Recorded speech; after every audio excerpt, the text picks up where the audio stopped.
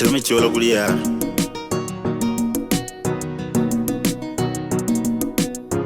Classic production. Algudir de pyo ku jamana na chuka pal ka wabi chendor. Yichenga ye golla ke unom kurarer ka yin bai. Manjang nyar kurono peinom. Yengda nyar kurono peinom. Algudiel ku yuguro nyar na pyo ben manjang nyar kurono peinom. Yengda nyar kurono peinom. Di yani yong peinom mayenu kum kwa yani yong. Kwa yani logo. Tichinin gadu kayin yararai. Tichinin mal kayin yararai ni jangin. Mugu pyo di yani yong peinom maror wi jamatamat. Peinom mayenu kum kwa yani yong. Kwa yani logo. Tichinin gadu kayin yararai. Tichinin mal kayin yararai ni jangin. Mugu pyo di yani yong peinom maror wi jamat. Du pyo pal. Nga kole mugu pyo ajiran ye guanga gutok da pide ne penyenam mugu pyo di yani yong binam ayenu gum ko yani yong ko yani logo tishinin kadu kayin yarara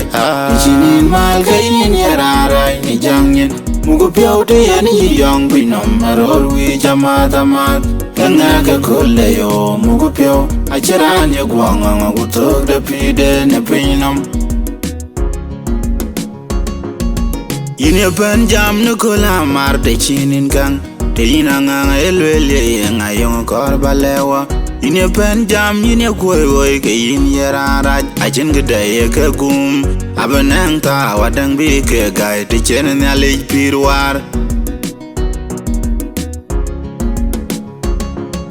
Mugu pyo di yani yong binam mayenu gum ko yani yong Kwa yani logo Tichinin gadu kayin yararai Tichinin mal kayin yararai ni jangin Mugu pyo di yani yong binam maror wi jamatamat Binam mayenu gum kwa yani yong Kwa yani logo Tichinin gadu kayin yararai Tichinin mal kayin yararai ni jangin Mugu pyo di yani yong binam maror wi jamat Du pyo pal Nga kole mugu pyo ajiran ye guanga gutok da pide ne penyenam mugu pyo di yani yong binam ayenu gum ko yani yong ko yani logo tishinin kadu kayin yarara tishinin mal kayin yarara ni jangin mugu pyo di yani yong binam maror wi jamata mat nga kole yo mugu pyo ajiran ye guanga gutok da pide ne penyenam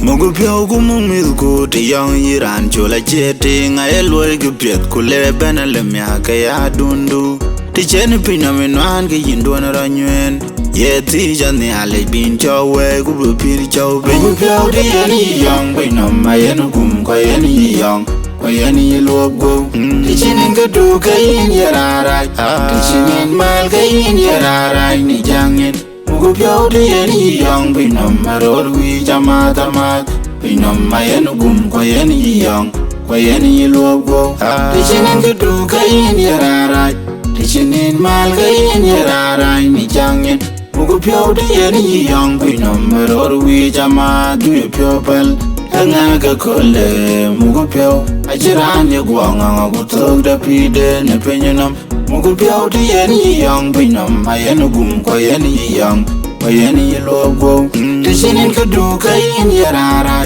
Tishinin mal kayin yarara ni jangin Mugu pyo di yani yong binam maror wi jamata mat Nga kole yo mugu pyo ajiran ye guanga gutok da pide ne penyenam